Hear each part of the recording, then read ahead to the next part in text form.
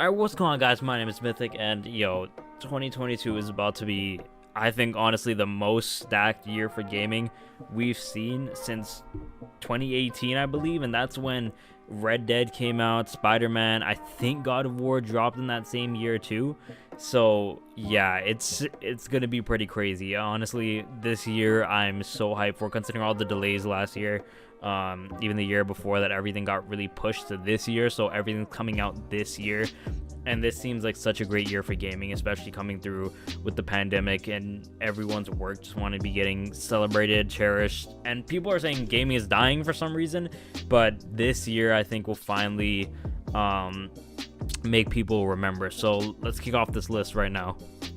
Alright, so coming in at number 10, we have the Lego Skywalker Saga. And I know some of you guys are really anticipating this game this year, and you guys are probably wondering, some of these selections are going to be kind of low, but I will explain them. But so Lego Skywalker Saga, number 10. It's been how many number of years? We've heard about the Skywalker Saga delay after delay. And to be honest, hopefully this game comes out this year. We still don't have, I'm pretty sure they don't have a set release date yet for this game.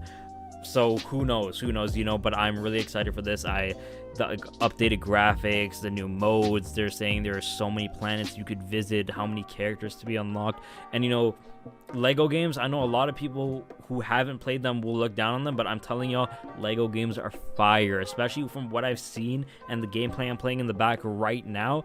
This game looks mega heat. Okay, this game looks mega heat. Probably one of the funnest games you will play this year. And I'm telling you, if they're taking this long, they are really putting their time and effort. And I played Lego games before. They don't hash it. They don't just release shit or trash quality. It's going to be a fun experience for your family, a solo experience if you want to. This is a nice little love letter to Star Wars fans. And it comes with all the movies, not just the last three, all the prequels, the most recent trilogy, the Luke Skywalker trilogy. Like, everything is going to be in this. You have 9 different stories to play through. This is going to be a mega game. The graphics are looking amazing, and this game looks fun. But with the delays, I can't be too sure if it's coming out this year. That's why I have it at number 10, because I'm just not too convinced that it will. I need to see a release date, and that's why it's kind of so low on this list. But that is my number 10 spot. Alright, so coming out at number 9 in this game, we have Dying Light 2 Stay Human.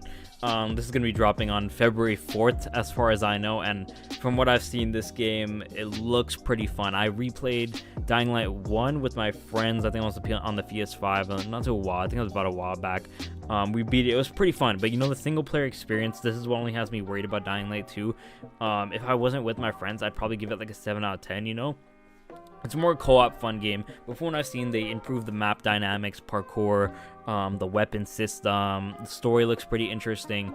I'm hearing it's taking 500 hours to 100%. It looks very intricate, and it does look like they did put their time and effort into this. There are a lot of twists and turns from what I've seen from the trailer, a lot of interesting concepts they put into, so I'm really looking forward to this.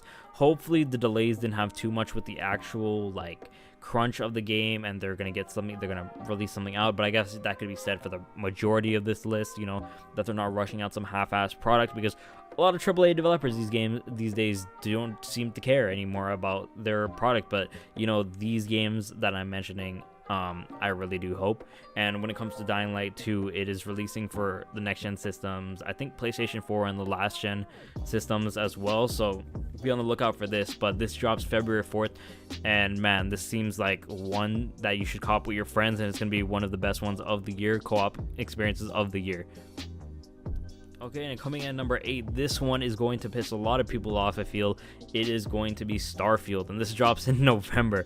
You're probably wondering, why do I have this so low? It is a Bethesda title. It is Xbox exclusive, Xbox PC exclusive, ever since they acquired Bethesda. But Bethesda just doesn't have a good track record with me right now. I'm just not gonna forget Fallout 76. I'm not gonna forget the state Fallout 4 launched in. I'm not gonna forget those things. It sticks with me, and we haven't seen any actual gameplay of Starfield yet. For this title is gonna be pretty big from what I'm hearing, but we haven't seen any gameplay yet, any screenshots yet, only just cover art and a release date. And knowing Bethesda's track record, they don't exactly work or release things that are always in working condition, kind of the bare minimum. So as hype as I am for Starfield, and I bought an Xbox Series X for this, I bought a whole console just to play this on, because I wanted to play this so bad, and I love Bethesda so much. I love Skyrim, Fallout, but they, with their last few releases, I just need to be sure, and this is why it's so low on the list, at least at 8, just because I don't know, it might get delayed again. We haven't really heard much news about it. Maybe they will show something off at E3 later this year. That's what I'm looking forward to. But we'll see. We will see. But that's a game. The name is carrying it right now. Don't know too much about it, but I know this might be, if it does come out this year, this will be one of the biggest games of the year, especially if it's a working condition. This might be an early game of the year contender. Okay, so coming up at number 7, we have Gotham Knights. This is gonna be an interesting one. I am intrigued about this. I have seen the gameplay. It looks interesting. A lot of people are either shitting on it or hyped for it. When I first saw this trailer, I was half expecting a new Arkham game, if that would be at the top of my list, as that was announced for this year. But I'm really interested to see how this plays out. I want to play as Jason Todd, Tim Drake, Dick Grayson, and Batgirl. It looks interesting with the death of Bruce Wayne. I'm pretty sure what's going on from that trailer and them taking over. It's going to be, hopefully the combat is fun. I hope it's going to be intriguing. The story isn't whatever. If they do have boss battles, I hope it isn't like a button masher type thing. I hope the combos, fighting is good. I hope it really lives up to that Batman combat we've come to expect. I know it's not Rocksteady making it, or the usual company that's making it. I think it's Rocksteady that usually makes the Batman Arkham games, but from what I've seen, it looks pretty fun. It looks like you can main your players. I don't want to say it looks like Avengers, because that's not what all these superhero team up games are really. Like, a lot of people expected Avengers type gameplay from Guardians of the Galaxy, and we saw how good Guardians of the Galaxy was last year. It was one of the underrated sleepers of last year, and I was telling people from time, don't underestimate this game. It's not Square Enix really making this game. They're like the publishers on it, but they're not making it. It's a different company. But I do expect great things from this game. I do expect that this game will be solid. I'm expecting, if I were to give it a rating, 7 out of 10, like just what I'm expecting, a 7 to 8 out of 10. So hopefully the story can live up, the combat, and everything can just come together, and we can have an amazing Batman universe style game, because we've never really gotten to play as Jason Todd or any of the Robins, or really seen how they live their lives without Bruce being there video game wise. So it's gonna be interesting to see how they translate that to this game. Alright, so coming in at number 6, we have the Zelda Breath of the Wild sequel, and this game, if it doesn't get delayed, I only have it at 6 because there could be a potential that it does get delayed, but I've heard some stories, some articles saying they got something in the works. If it doesn't come out this year, they're coming out with more Zelda remasters. So who knows? That's the only reason why it's at 6. Otherwise, it would be probably my top 5. But let's hope. Let's just hope. Because this could be easily, if it does come out this year, this could be easily a top 3 game of the year contender. Zelda Breath of the Wild, the first game, it changed how I viewed the Switch and how the Switch can handle gaming and its lifespan and what it's really bringing to the table. When I first played it, I was blown away. It was open world to the max, and by that I mean you could go to the main boss right out the start. You could be in rags and run to the main boss, and it was open world. It didn't feel too linear, like I was being pushed to do something I didn't want to play or I didn't want to go. It felt really like, here's what you got to do and figure it out on the way, and I really enjoyed that. I really liked this game. I liked it was fun. It was a breath of fresh air from what I'd be usually playing and Breath of the Wild. But this could easily be, if everything goes right, this could be, if it plays the cards right, could be the game of the year. Okay, so we're getting to the number 5 now. Speaking of game of the year nominees, Elden Ring. This is coming out, I believe, mid to late February, and this is what I'm talking about. 4 out of the 10 on this list are coming out in February. So February is going to be a really stacked month for gaming, so you guys better clear your wallets or open up your wallets when it comes to February. But from what I've seen in this game, the combat looks amazing. the map is huge. This is probably one of the biggest map I've seen, okay, in gaming, period. Okay, so the graphics look incredible, the story looks intriguing and interesting, so I don't see any downside to this game besides if you don't like the Demon Souls or like Dark Souls type gameplay. If you're not really into this type of game, then I don't see it would be for you. The whole kind of like going down this road again with the Demon Souls, Dark Souls type gameplay. If you're not really into that, you might not find Elden Ring for you. But aside from that, I feel like this game will really help kickstart the next gen years of gaming, because a lot of people are saying there's not enough games being made, there's not enough games to be like diversity out there, but I really do think that the developers took the time on this one. It looks like a fun, interesting experience. It looks like something we haven't really seen before, and this is another breath of fresh air, when it comes to gaming. And I really do think if everything goes well, this could be ending up as another Game of the Year nominee. Alright, coming in at number 4, and you guys might say, how is this high? How is this high? It's literally just because I am a Harry Potter fan.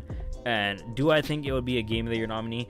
Personally, no. But is this high just because of my own personal bias? If I'm being unbiased, this will probably be at like 7 or 8.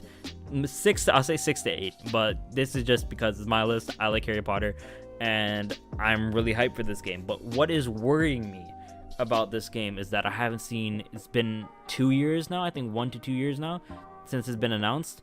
Haven't seen any gameplay yet. Only had that one trailer, and that's pretty much been it, and there hasn't been a release date announced. So my worst fear might be is that it's getting pushed to next year again, but let's see what they're saying. I haven't heard an update from the developers yet. Maybe we see something at E3 this year, but honestly, we haven't gotten a Harry Potter game since the Harry Potter movie tie-in games or the Lego games. So, but this is like literally like not a Harry Potter game. This is a Harry Potter universe game where you create your own character. You go to Hogwarts. You go to class. You battle monsters. You get to be good or evil. This is something I've always wanted, and like an RPG type Harry Potter game where you can customize your own wizard. This is, if they do something like this for Star Wars, would be amazing too. But this could be another, I wouldn't say Game of the Year nominee. I don't think they'll give it to it, but I see this could be another fun game for a lot of people to enjoy, for Harry Potter fans finally getting some love. After years we haven't really gotten anything besides the Fantastic Beasts films. So I really am looking forward to this game. Hopefully I can get some more news on it, see some more gameplay about it, and finally make my decision. But I'm probably going to be pre-ordering this game as fast as I can. I'm looking forward to this, and hopefully E3 you show me something. And number 3, which is surprising for me, we got Sifu. Hopefully I didn't butcher that name, but I did not see this game coming out of nowhere. It randomly got announced last year, and I was immediately hooked. The martial arts, kung fu aspect to the combat, the art style, the story, the fact that it's an indie game too, they're not charging crazy prices.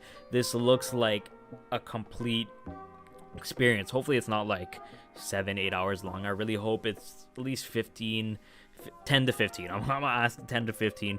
If you got a long story from me, challenge, replayability, new game plus, I will fall in love with this game. Hopefully this game gets the recognition it deserves. Everything about this game looks fun. I saw the demo, people playing the demo, they're saying it's easily replayable. It's so fun to play. I'm hearing that, and it's just, I'm so excited to play this. It's coming out mid to late February too, I believe. Everything's coming out back to back. Elden Ring, Sifu, all these other games I'm about to talk about. For February is Dying Light 2 even. Everything's coming out in February, but this game is a sleeper. I feel a lot of people don't know about this game. I feel like I need to tell a lot of people about this game, put them on a bit too. This game is going to be enjoyable. I know I have my hopes high. This top 3, my hopes are high, and it's too late for me to go on with low expectations, but that's coming at number 3. All right, and coming in number 2, we have Horizon Forbidden West, and I gotta say the confession real quick here. So I think earlier this year I got around to playing Horizon Zero Dawn, and it was mind-blowing. Okay, this game is right up my alley. It reminded me a lot of The Witcher, with the way you can approach different of the different creatures, you know, the way you can take them down, and sort of like different weapons you can use, different elements with those weapons, how you have to approach those things. Like when you're taking on that kind of giant T-Rex type monster, I used the weapon to hold them down to the ground, and then shocked him, and then got him weak enough to use other weapons. And it's so, along with the combat being so intricate and the aspect of stealth there, you can do hunting. The story is amazing. The story of Aloy alone really captured me. I was sleeping on this game for the longest time, and then I played through it, and everything about this game just screamed 10 out of 10 to me, game of the year to me. And I was like, why did I just not play this earlier? Why am I only now playing this? I've had to slap myself in the face for that one. But as soon as I saw Horizon Forbidden West get announced, I'm like, okay, I'm getting this on PS5 day one. I'm pre-ordering this. I'm not doing that mistake again. So this could easily be a Game of the Year nominee. It could have been Game of the Year if not for the number one spot. Okay, and coming in at number one, if we didn't know now, if you didn't know yet, you know now, it's God of War Ragnarok. And I'm hearing reports that this might come out September, but hopefully they release in the summer so I don't have to deal with that and school at the same time. I really want to enjoy this game. God of War, I will let y'all in a little secret. Okay, so when the first God of War came out, I didn't see any. Same thing with Horizon. I didn't see any gameplay for it. I didn't really watch the trailers because I was so used to how the OG God of Wars were, you know, like, and I played those God of War 1, 2, 3, the PSP, and they were kind of beat 'em up style games, you know, hack and slash. And I was kind of tired of that, you know. I didn't want to replay that again. I didn't want to, like, the God of War games were good, but they weren't like, it didn't take my breath away. It wasn't like whatever. It was just like I didn't want to play that anymore. So at first I didn't get it when it first came out. But then all my friends were telling me, yo, this game is life-changing. This game is one of the best games right now. Even my friend who doesn't play story games was playing it. And I'm like, what the hell? And my friend who doesn't play games at all was playing it. So I'm like, okay, I'm gonna have to look into this. And so I bought it, and it was a complete overhaul of what I knew God of War to be. And yes, I did enjoy those previous games, but this is more my style, you know. This is more what I like. And it didn't feel, yeah, it's still like the combat, but the combat was amazing. The first God of War, the combat was intriguing with the axe, and then you got the blades of chaos, and then everything like that. The story, the voice acting, the graphics, everything just elevated PS4 that much more, you know, especially being that standout in the games that came out that year, to beat out Red Dead Redemption 2 for Game of the Year, which I thought Red Dead Redemption 2 was a shoo-in for Game of the Year, because I bought that over God of War at first, and I'm like, okay, this is amazing. This game, of course, Rockstar did it again, you know. Then God of War 1, and I was like, hold on a minute. And my friends started telling me, and now we're coming out with God of War Ragnarok, and leaving out for that post-credit scene with Thor. If you guys haven't played it yet, sorry for the spoilers, but this game is looking like it is a for sure Game of the Year winner. If they can, yeah, I think it's Santa Monica Studios, if I believe that's making that, right? If they can replicate the magic they captured with the first God of War, like on the PS4, the previous iteration, this is shoo-in for Game of the Year, especially with using the PS5 graphics. And there's so many questions to be answered, so many people waiting on this game. Just seeing the name Ragnarok alone was sending the crowd into a frenzy. So this is all I'm saying. I really do think they will knock it out of the park. These games that I've listed, I trust these developers so much. You know, except maybe Bethesda, maybe not Bethesda. Okay, but Bethesda still got to earn my trust back on that one. But these are the games I'm looking forward to this year. I do strongly believe 2022 will be one of the best years for gaming in a long time. You know, we've kind of gone a dry spell with games. Last year was kind of a trickle here and there. You know, we had Back 4 Blood, we had Guardians of the Galaxy, we had Far Cry 6, but we didn't have any of the big hitters, you know. And now we have, I'm saying, Starfield, God of War, Horizon, maybe Harry Potter, I don't know, but Zelda, Elden Ring. These are Lego. These are the entire list, honestly, with exception of Sifu being the sleeper. These are big hitters. These are big names, and I really hope, I pray, please, God, please, I hope, and I know you guys are, but just a preemptive warning, take your time on these games, delay it if you have to, because I love these games, I love these franchises, and I'm going to make a YouTube video of this, but I'm missing the time when game developers took their time, and I'm so used to these AAA games being released in half-ass states, so take your time, make memorable experiences, and listen to your audience, and this will be probably one of the best years in gaming ever.